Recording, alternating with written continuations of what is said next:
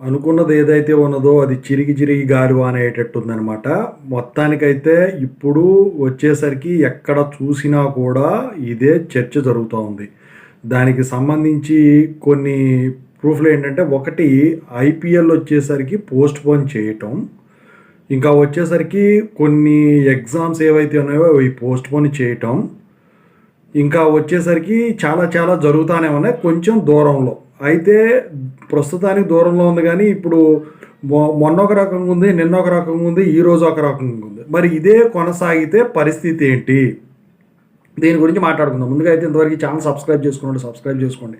ఈ video like చేయండి, share చేయండి. మీకు ఏమైనా డౌట్స్ ఉంటే కాల్ మీ ఫోర్ ద్వారా కాల్ చేయండి. తెలుగు ఇంజనీరింగ్ ఎడ్యుకేషన్ టెలిగ్రామ్ ఛానల్లో జాయిన్ అవ్వండి. ఇక టాపిక్‌లో వెళితే, లాక్‌డౌన్ అప్పుడు ఎలా జరిగిందో ఈసారి కూడా అంతకుమించి జరిగేదానికి ఛాన్స్ ఉంది. ఇప్పటికే కొన్ని సాఫ్ట్‌వేర్ కంపెనీలు కూడా వర్క్ ఫ్రమ్ హోము ఇద్దామా వద్దా అన్న ఆలోచనలో ఉన్నట్టయితే తెలుస్తూ ఉన్నది. ఇక ఎడ్యుకేషనల్ ఇన్స్టిట్యూషన్స్ పరంగా చూసుకుంటే, అవి ఇంజనీరింగ్ కాలేజీలే ఏవైనా కానీ, ఎగ్జామ్స్ అన్నీ కూడా లాక్డౌన్ టైంలో జరిగినట్టు జరగకుండా ఉండడానికి ముందు స్పీడ్గా కండక్ట్ చేసేదానికి ఈ ప్లాన్ చేసినట్టయితే తెలుస్తూ ఉన్నది. మొత్తానికైతే ఎగ్జామ్స్ అన్నీ క్లోజ్ అయిపోతున్నాయి. అయితే ఒకవేళ తీవ్ర స్థాయికి కనుక వెళ్ళినట్టయితే ఈ ఎడ్యుకేషనల్ ఇన్స్టిట్యూషన్స్ అన్నిటికీ కూడా ఈ సమ్మర్ హాలిడేస్తో పాటు అవి పూర్తయ్యే వరకు కూడా హాలిడేస్ ఇచ్చేదానికైతే మ్యాక్సిమం ఛాన్సెస్ అయితే లేకపోలేదు.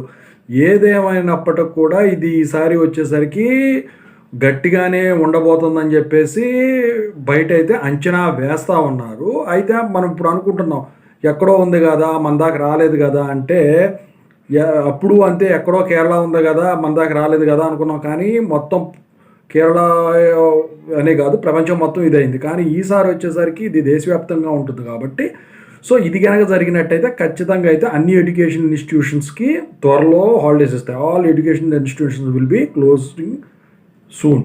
Holidays will be declared for all those if it is going to be a severe situation.